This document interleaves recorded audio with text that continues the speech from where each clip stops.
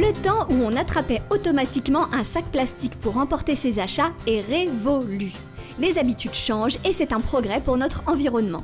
Mais pas question de se priver d'un accessoire aussi pratique. La culture du maïs apporte la solution qui permet de fabriquer du bioplastique. Explication.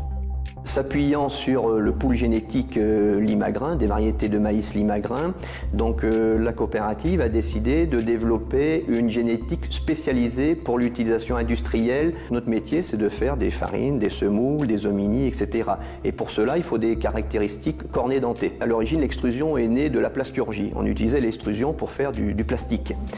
Et nous avons donc étendu ce procédé à l'application bioplastique. Ce site de Barbier est spécialisé dans la fabrication de sacs fruits et légumes. Donc jusqu'à présent essentiellement des sacs fruits et légumes en polyéthylène, donc en plastique.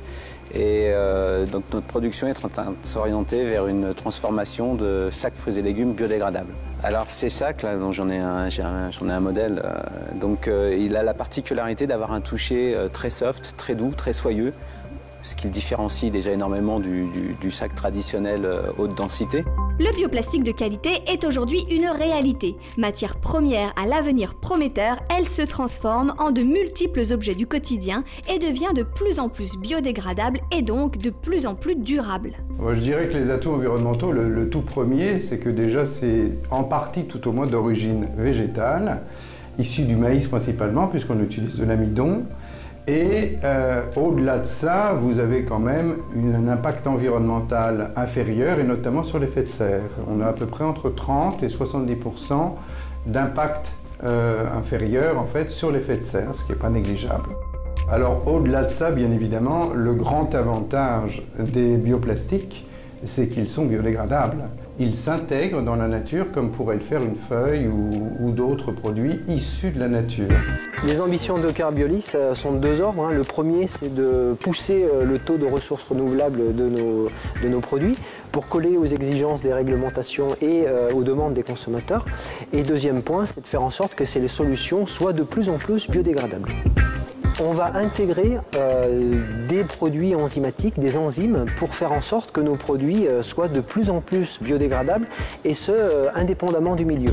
La majorité des sacs fruits et légumes actuellement que l'on trouve sur le marché français sont des sacs qui sont des produits d'importation qui viennent essentiellement de Malaisie, de Chine ou de Thaïlande. Et donc le projet de loi et donc la mise en application de cette loi au 1er janvier 2017 va faire qu'il va y avoir une très forte réindustrialisation et transformation des sacs fruits et légumes en France ou en Europe.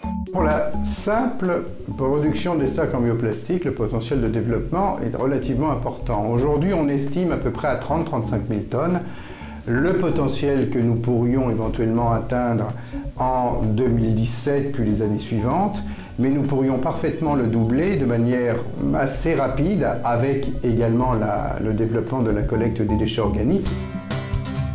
Source de nouveaux emplois, l'industrie des bioplastiques est aujourd'hui une réalité pleine de promesses. C'est surtout un bel exemple de cercle vertueux dans lequel la matière première issue du végétal, et donc par nature renouvelable, donne naissance à des objets compostables, qui à l'issue de leur cycle de vie restituent de la matière organique dans les sols. Maïs, innovation et industrie s'associent dans ce bel exemple de développement durable.